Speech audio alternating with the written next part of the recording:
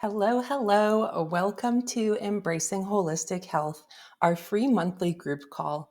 My name is Michelle Rose with Dusty Rose Lifestyle, and I am so glad that you are joining me here today. If you are new to this space or to my work, feel free to check out my other videos and be sure to follow along for holistic and Ayurveda inspired health and wellness tips. My intentions with these free monthly group calls is to simply create a space where we can talk about health and wellness from different perspectives. My passion is holistic health and, in particular, Ayurveda. It is something that speaks to me on a cellular level. Holistic health looks at the overall health of a human being, the mind, body, and spirit. This is my intention with these group calls to create conversation and stir up some excitement when it comes to our health and wellness. If you are brand new to Ayurveda, I would suggest pausing this video right now and checking out some of my other videos on YouTube that explain what the foundations of Ayurveda is. The fundamentals of Ayurveda are very simple and straightforward, but there is 5,000 years of Ayurveda knowledge in the world. So starting at the beginning can be really beneficial. You can check out my channel on YouTube and follow me on Instagram for more Ayurveda tips and wellness advice. The main focus of today's call will be all about Ayurveda cooking and food, and also cleansing and fasting topics. What you can expect in this call today is that we'll begin by discussing cyclical living and what that means from an Ayurvedic perspective. We are in the transition between the Vata and Kapha season of nature right now in the Northern Hemisphere. And this is really important to understand when we talk about eating for your dosha type and eating to keep yourself healthy. Next, we'll talk about Agni, which is our digestive fire. And then we'll discuss some Ayurveda food practices and Ayurveda food choices. We'll also briefly discuss the 6 Ayurveda tastes and talk about why the qualities of our food is so important. Last but not least, we'll get into some fasting and cleansing topics, which I know can be kind of controversial, and some people think it's a fad, other people think it's a tradition. Next, I will share some of my favorite meal ideas. If you ever need to pause the video and come back to it, when you see a break like this one, we will be starting a new topic, and it's a really great time to take a pause if life is busy or you need to answer the phone or do some chores. So our first topic today will be cyclical living with Ayurveda.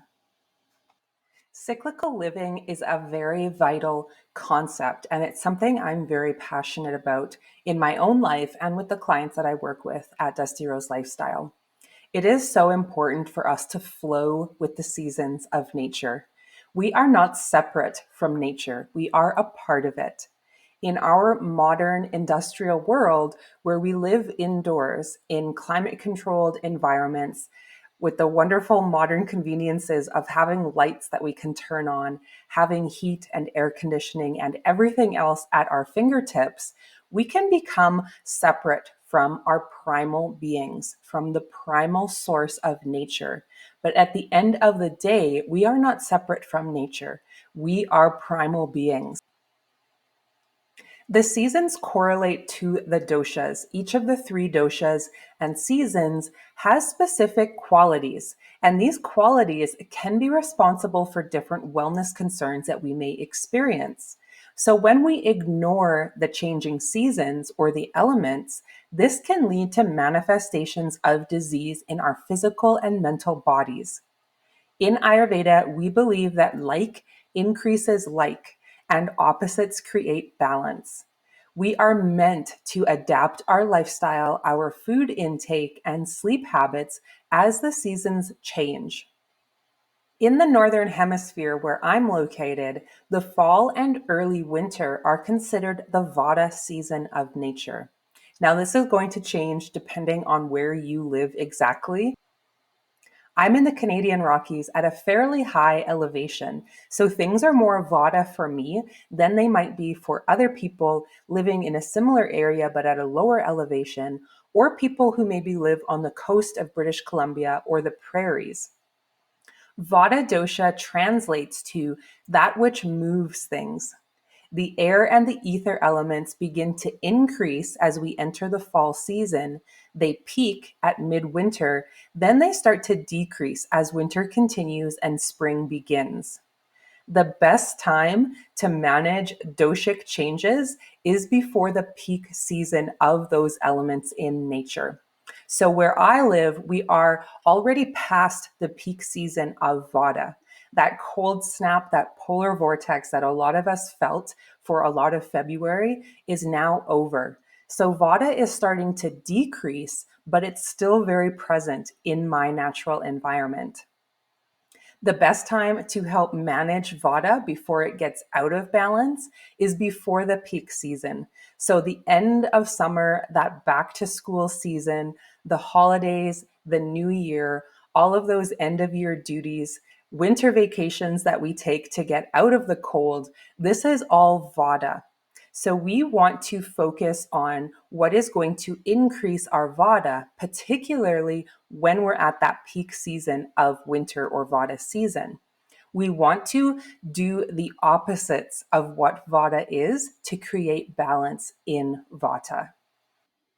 Late winter and spring and those early days of summer are considered the Kapha season of nature.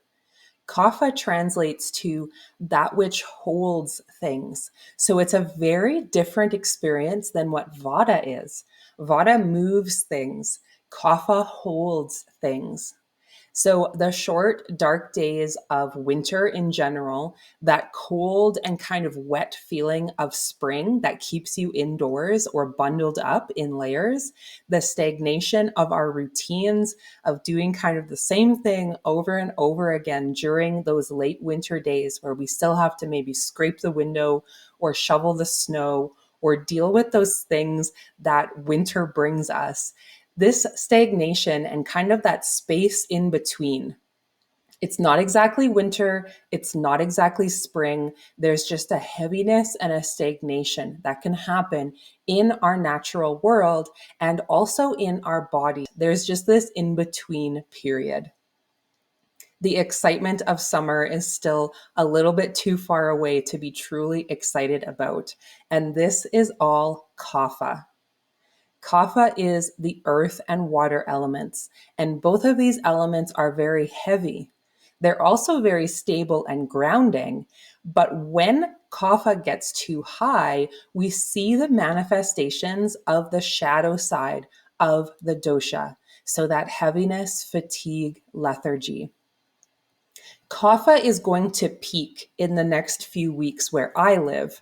And I know that to maintain my health and to avoid the manifestations of unbalanced kapha, I need to do things in my life day to day right now to prevent those things from occurring. The best time to manage doshic changes is before the peak of the elements in nature. The best time to prevent kapha manifestations from occurring is before the peak of kapha season. If you live in a high kapha environment already, like by water or by the ocean, you're already going to have a lot of kapha in your natural world, even in the middle of winter. If you live somewhere like I do in the middle of a forest where it's quite dry generally, right now, as I record this, it's pouring rain and it is high kapha right now. Even though there's still snow on the ground and it's below zero at night, I can feel kapha increasing rapidly. Manifestations of kapha in our physical and mental bodies can show up as those depressive type feelings, the lethargy, the fatigue, the seasonal affective disorders, heaviness in the mind, decreased creativity, and those overall kind of blah feelings, those gray, rainy day feelings. Physically, we can feel kapha as dampness or weight in the body. Again, the water and earth elements are heavy. So we can feel this mentally and we can experience this physically. So again, with the fatigue and lethargy, we might have brain fog. We might also have skin concerns this time of year with deep acne or fluid-filled concerns, like those pimples that have a lot of fluid in them. We can also see this as water retention or puffiness in our tissues, weight gain for sure. And what I'm really passionate about too is allergies and asthma. If you know my personal backstory, the reason I got into holistic health in the first place was to manage my own allergy symptoms. Spring was always torture for me. We have increased mucus and phlegm as the kapha season rises in the spring because of the rise of the kapha dosha. So we might see those phlegmy, mucousy type concerns that kind of bounce back and forth, perhaps, between dryness in our sinuses and then mucus in our sinuses. If you are interested in learning more about how to manage your allergies and your springtime concerns, please reach out to me because this is a passion of mine. It wouldn't be Ayurveda if we didn't talk about our bowel movements. And this time of year, our bowel movements can become heavier and stickier and harder to pass. There is fluid and gravity in that bowel movement, and sometimes it can be hard to be removed from our body. It can feel sticky and sluggish, and they can be heavier. This also relates to gaining weight or holding fluid in our body. Kapha is that which holds things, and it doesn't always like to let go. Mental health has always been a passion of mine. And when we start to transition between the Vata season of nature and the Kapha season of nature, we can have almost polarizing thoughts and mental activities. Vata is that which moves things. So Vata can manifest as a clutter feeling in our brain, a restlessness or an anxiety, switch tasking, but never quite getting those tasks done, spiraling around and around and around in our minds, thinking, but not much action. We can turn this energy and this Vata in our minds into a spiral of momentum. On the other hand, as we come into the kapha season of nature, there is a heaviness and a gravity or stickiness in our mental patterns at times. There's weight holding us. So vata is this intense need to move and create and do.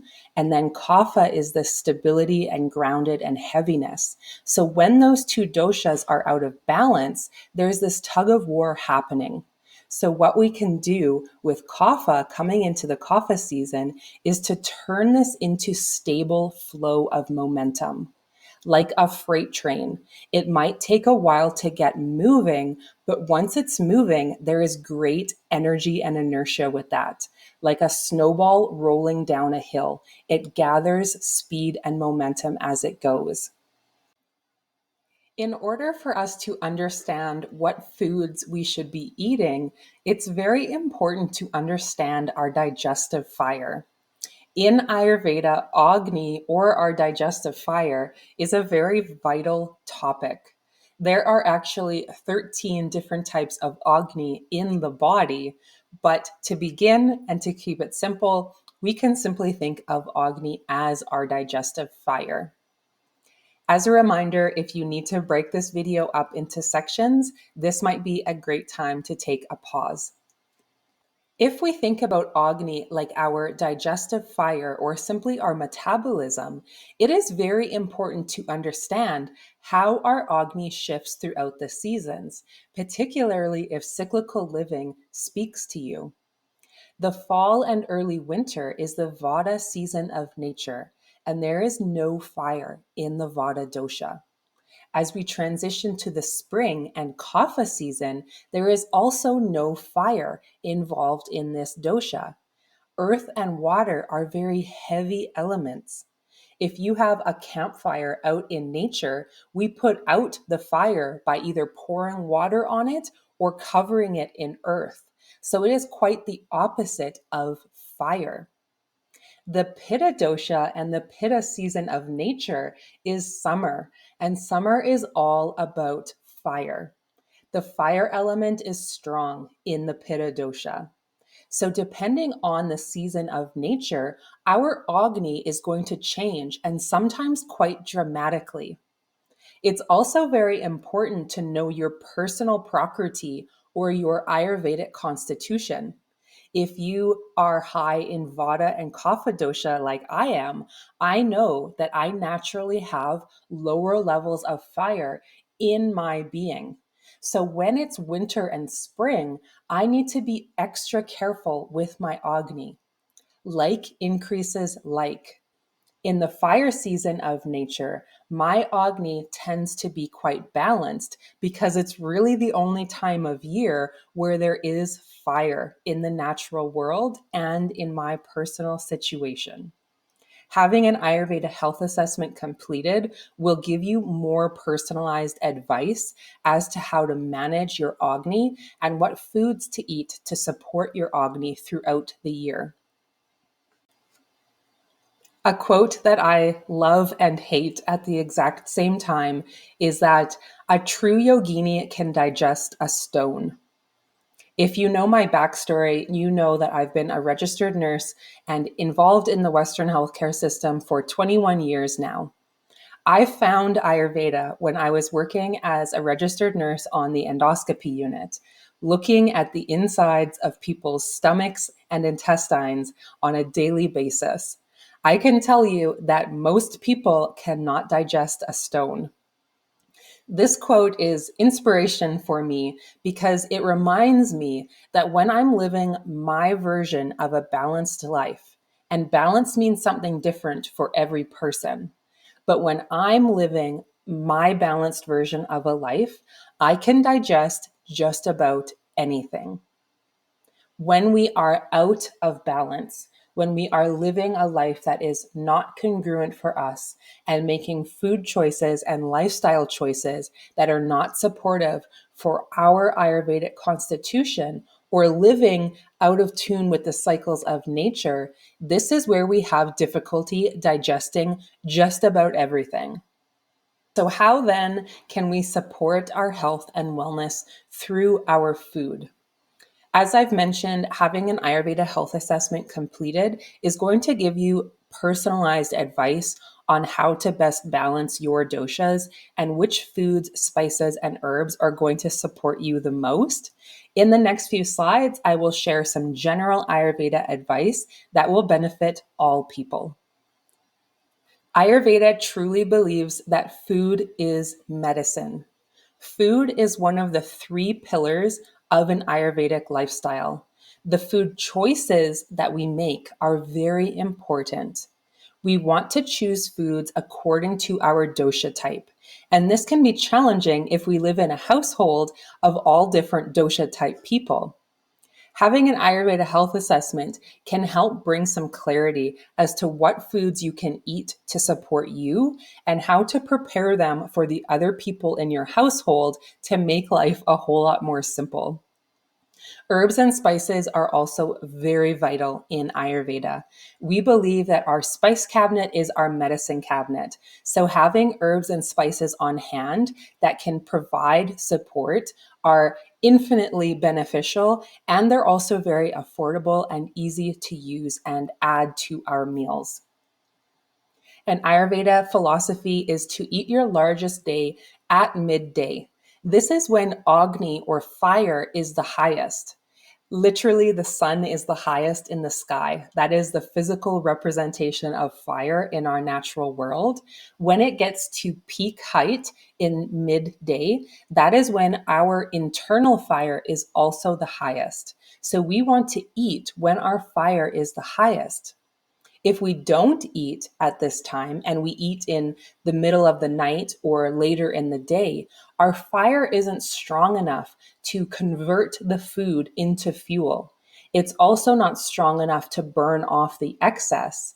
And this is why weight concerns begin to be a concern for people that eat their biggest meals outside of that midday time frame. Fast foods come at a price. Processed and prepackaged meals are handy, but there is a consequence to our body. Leftovers in Ayurveda are also to be avoided. And you know, your girl is going to talk about leftovers at some point because we are modern day human beings and we don't always have time to make a fresh meal 3 times a day. So if we add and create more prana and energy to leftovers and prepackaged meals, this gives it an Ayurvedic twist and what I consider my Dusty Rose lifestyle. I'm not aiming for perfection in every single meal and every single moment of the day. I want to be realistic with my food choices and practices. Another concept in Ayurveda is to limit fluids while you're eating. We want to hydrate evenly throughout our day, but we don't want to put too much water on our fire when we're eating and digesting. So you can think of this as, again, a campfire in nature. You would never build a campfire and then pour a bunch of water on it if you want that fire to keep burning. So when we think about our metabolism and our internal Agni, we want the fire to kind of break down that food and process that food. If we put a bunch of fluid in that fire or in that digestive system, it's going to dampen the fire and our metabolism. Making healthy food choices is, of course, important, but Ayurveda puts just as much emphasis on food practices. So, prana or life force energy is really key in Ayurveda. That's why leftovers and pre-packaged or processed or fast foods are hopefully avoided. There isn't much love and energy and prana in that fast food meal. We all know this. At times, it is the choice that we have to make, and we can enjoy that choice, but we want to limit that choice. An Ayurvedic perspective is food and eating, then fasting. We live in a modern day grazing lifestyle where we constantly kind of snack throughout the day. A traditional Ayurvedic approach to eating, and not just Ayurveda, my grandmother believed in this as well, is to eat a meal and then let your body rest. Eat another meal, then let your body rest.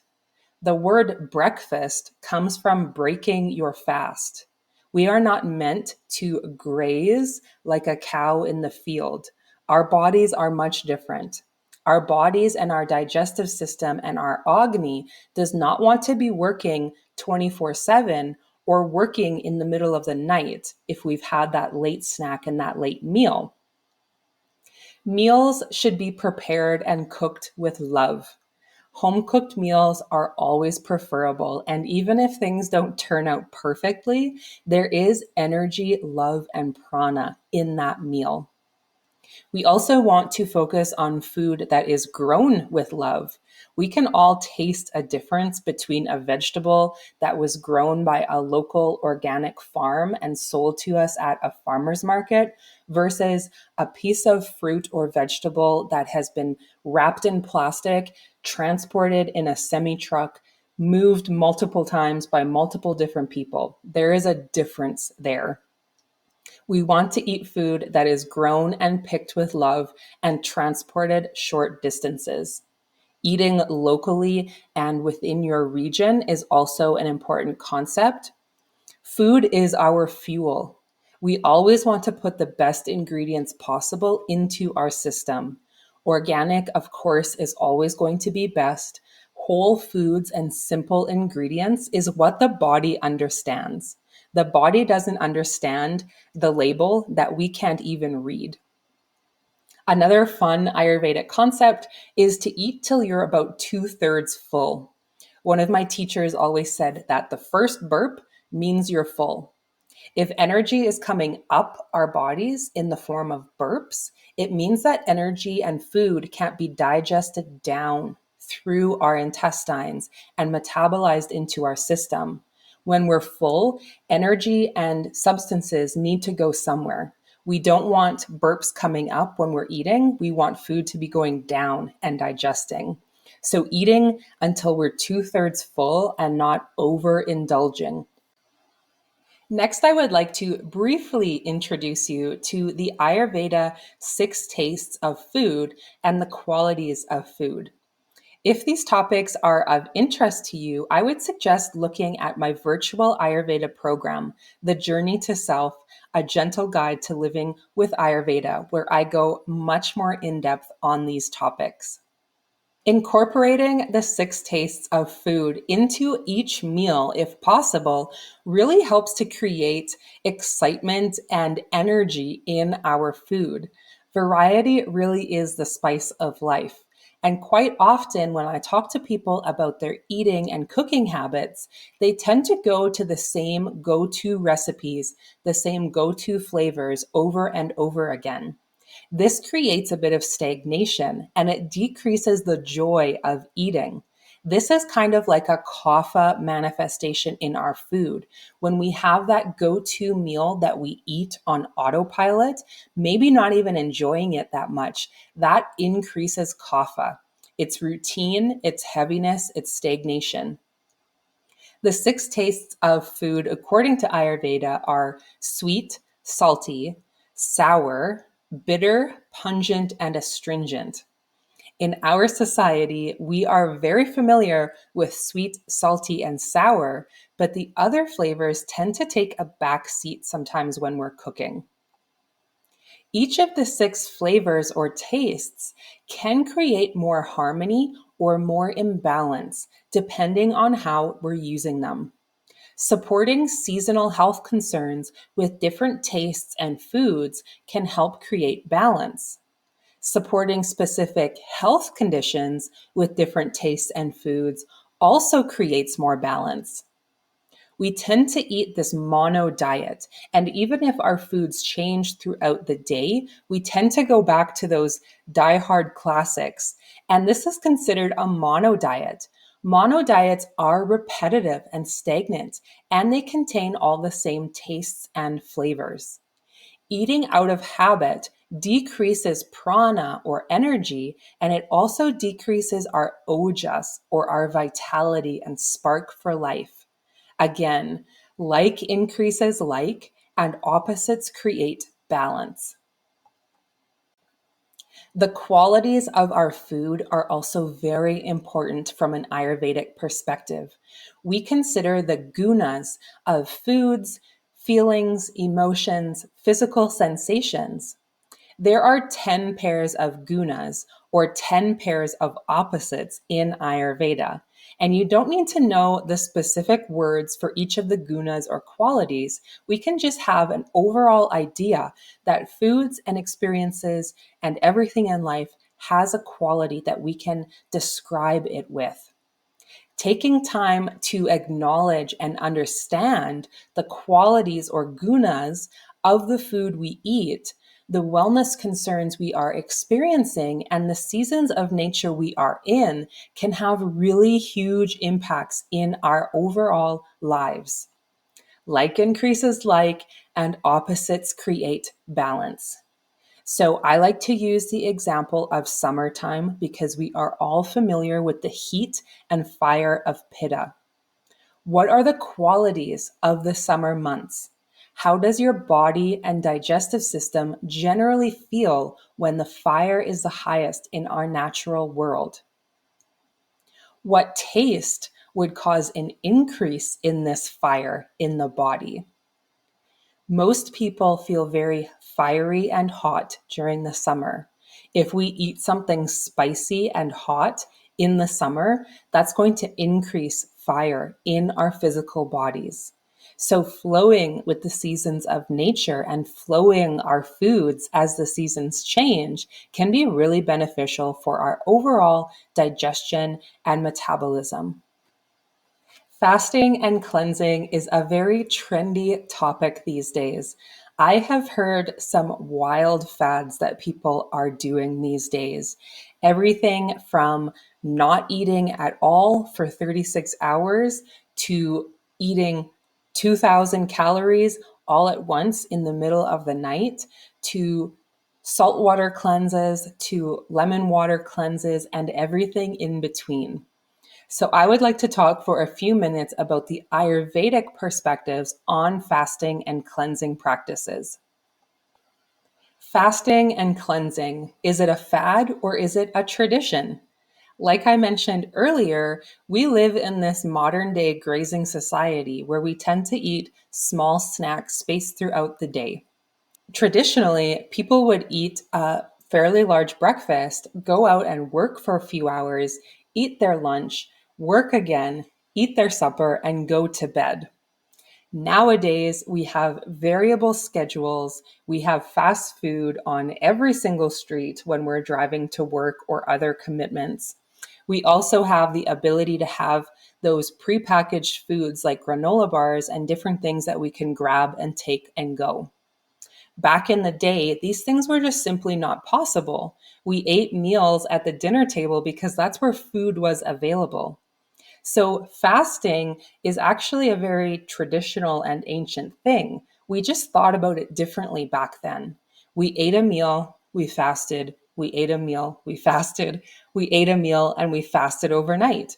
Then we broke our fast. Nowadays, people take fasting and cleansing to the extreme, in my opinion.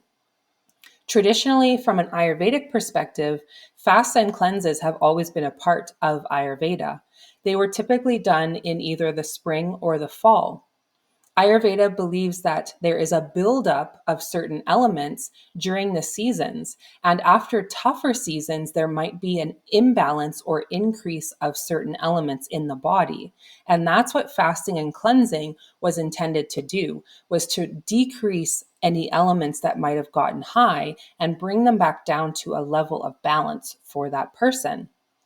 So fasting and cleansing can help to decrease certain concerns. But what I would like to ask you, if this is a topic that interests you, is what are the qualities, the gunas, or the qualities of fasting and cleansing? Fasting the body, especially if you're going even 12 hours without putting anything in your body, is very vata provoking. It's dry and it's rough and it's mobile. If the reason that you want to do a fast is to decrease an element in your body, it's important to know what element that is. If you have high levels of vata in your experience, there is a level of depletion already existing in your body.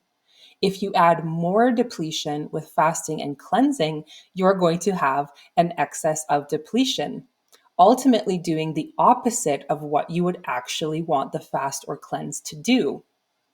So, what quality are you trying to change? A fast might be really great after the spring season when you have an accumulation of water or earth element in your body. There is an excess and a heaviness in the kapha manifestation.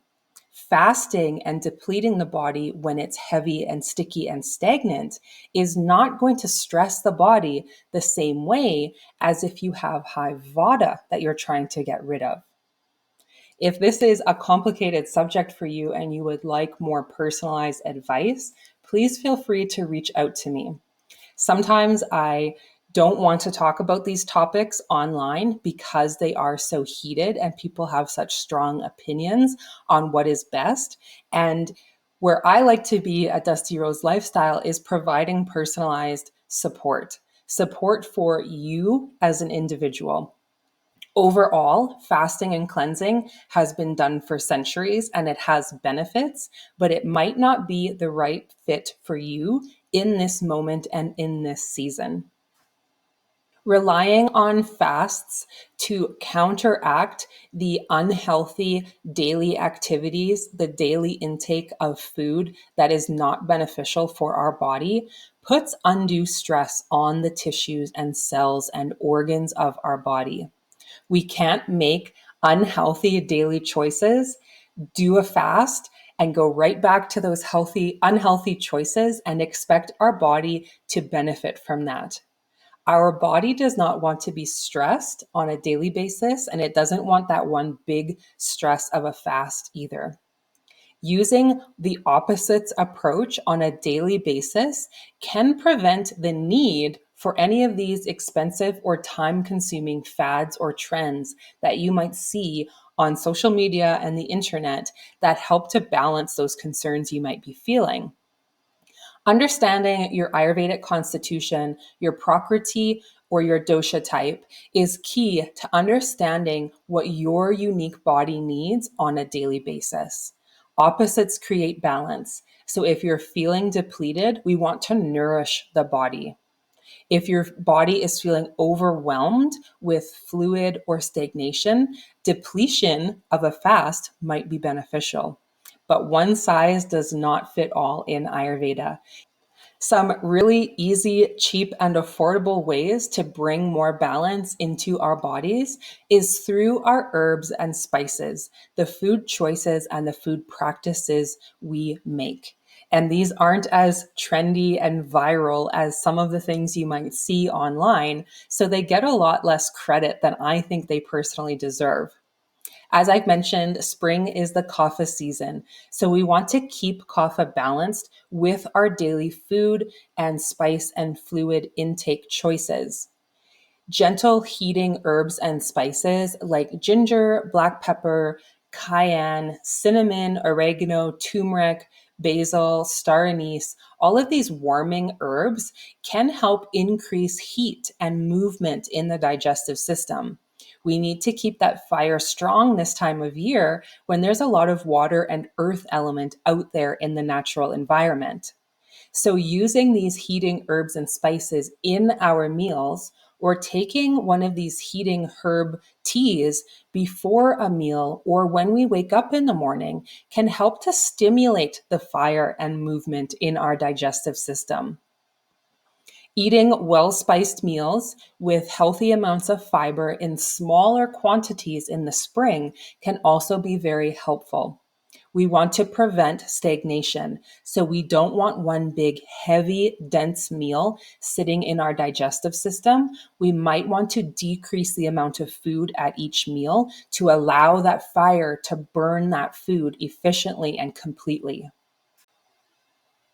Lastly, I would love to share some of my favorite meal ideas for this time of year.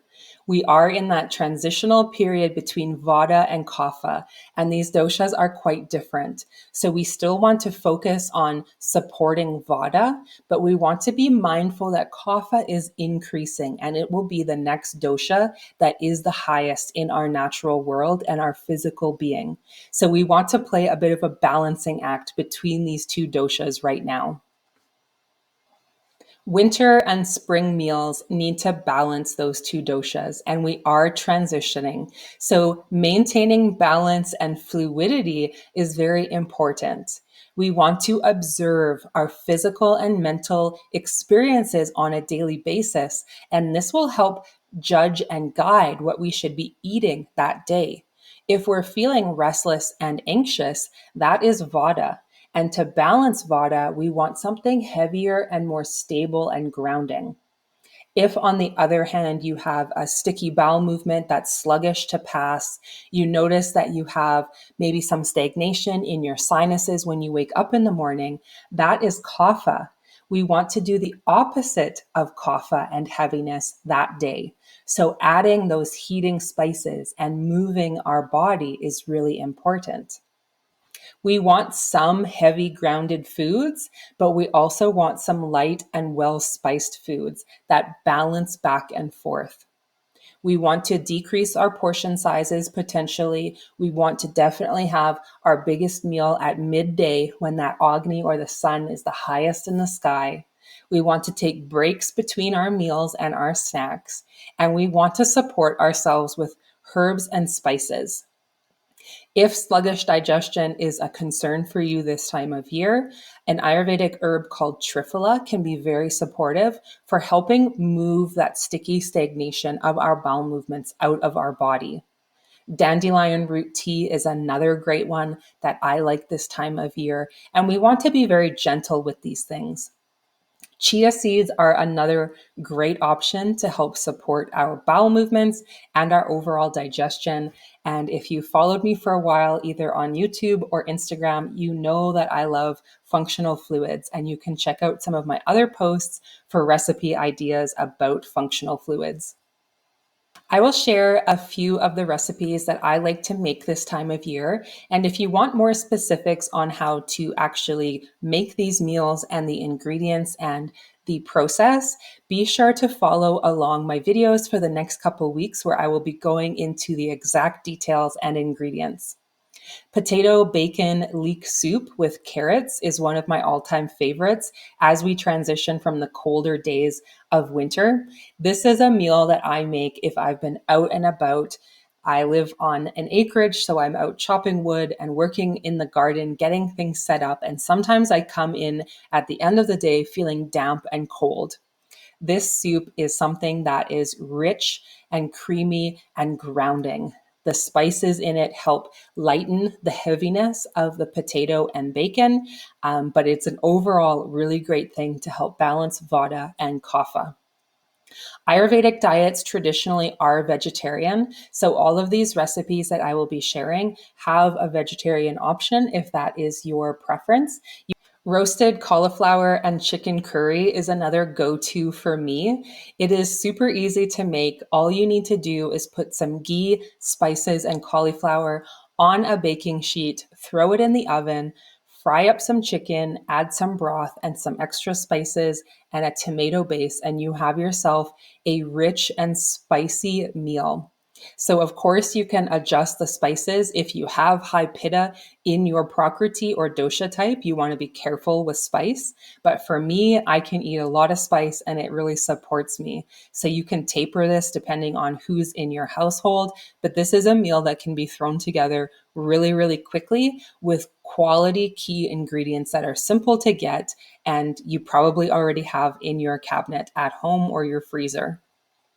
It is great to use root vegetables and squashes this time of year. They are heavy and grounding to support the Vata dosha, but they can be cooked in a way that can also support the Kapha dosha. So a few weeks ago now, I made this huge batch of roasted vegetables and I used it in 3 different ways.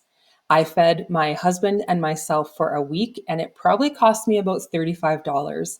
So it's again a really simple and easy thing to do. Starting with ghee is going to make everything better. Putting some ghee in a roasting pan, chopping up your vegetables, throwing that in the oven to do its magic. I then fried some ground beef and made a simple sauce to put over top. And I had myself a roasted vegetable and beef Buddha bowl that combined all of the elements that I need to support my health this time of year.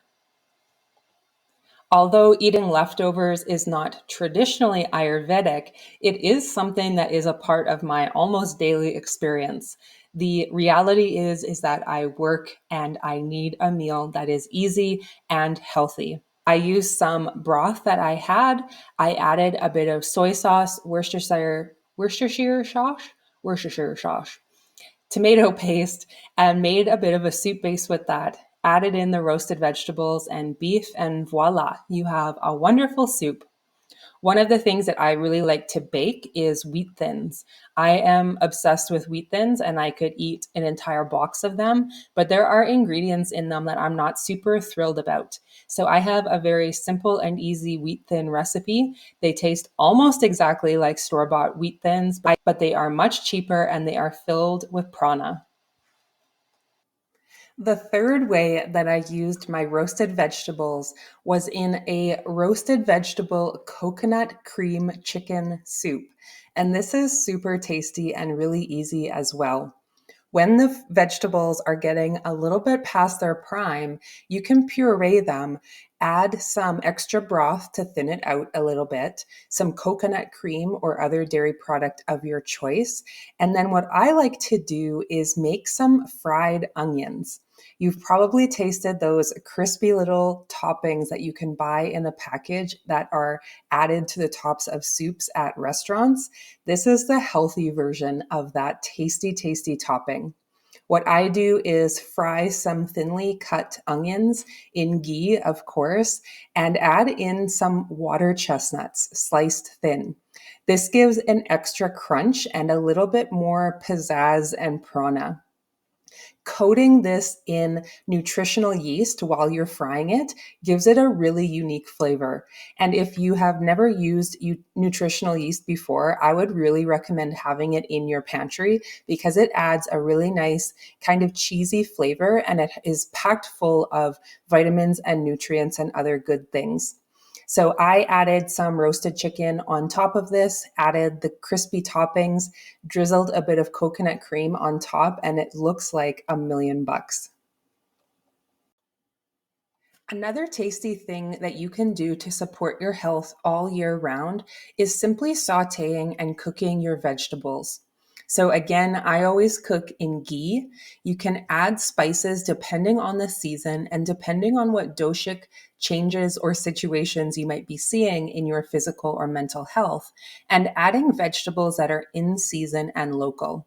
So I love to eat fried dandelion greens in the spring, and I am looking forward to the snow being melted so I can get out in my yard and pick the vast amount of dandelions that I have.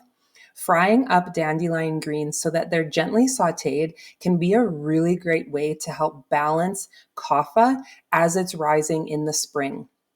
So, in the middle of winter, when vata is the highest, we want to cook our vegetables quite a lot. This makes them soft and moist and hearty. When it is spring or summer, we can have a little bit more crunch in our vegetables because we're having the heaviness of kapha in the natural world and in our physical experience. Balancing it out with a bit more of a crunchy vegetable is going to be beneficial. There are so many recipes that I would love to share with you, but I just don't have enough time in these monthly calls. If you are interested in learning more about how to eat for your dosha type or how to help improve your digestion and elimination, I would love to chat more. Food is supposed to be joyful, and eating is a fun experience.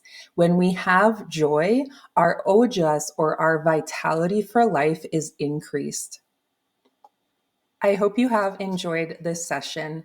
If you wanted to connect further, I do have multiple different offerings that might be supportive for you and your path. The Journey to Self, a gentle guide to living with Ayurveda, is my self paced virtual program. The next group intake starts in April. Snow Yoga and Meditation series on YouTube is coming to a close soon. This was my Vata Dosha Balancing Yoga and Meditation series. Because we have high levels of Vata in our natural world, in the environment, and the society that we live in, this series would be beneficial at any time of the year. So if you haven't checked out those videos yet, you might want to take a look at them. I am also going to be starting a spring movement series on YouTube where Kapha dosha will be the focus. I also do in-person Ayurveda body massage treatments at a local clinic in Golden. So if you live in the Kootenays or you're in the Golden region, I would love to see you in person for a warm oil massage. Of course, I always do my Ayurveda health assessments and couples Ayurveda health assessments and ongoing one-on-one support with my Ayurveda health counseling sessions. I also have a series of pre-recorded mini courses, much like this one today. Ayurveda, mushrooms, and the brain, it is all about supporting our mental health from various lineages. I hope to see you back for our March monthly group call. It is going to be held over Zoom on Thursday, March 27th at 7 p.m. Mountain Time or 6 p.m. Pacific. And I am so excited to have a guest speaker joining me on this call, Brianna of Homecoming. And if you are not familiar with her, I would seriously suggest getting familiar with her work. She is an amazing human being with a wealth of knowledge around womb energy and the energetics of motherhood and being a primal being in this modern world. I will link her details in the description below this video. We're calling this session Waking Up the Womb, Ayurvedic and energetic perspectives on easing restrictions and living more fully. I really hope to see you there. We are not going to have a recording of this call because it might get a little personal and a little juicy at times. So I hope to see you there on March 27th. I I will have the booking registration link for that in the show notes as well. Feel free to click on that and register for it. It is a free event. If you have any questions or comments, I love to talk about all things Ayurveda and holistic health.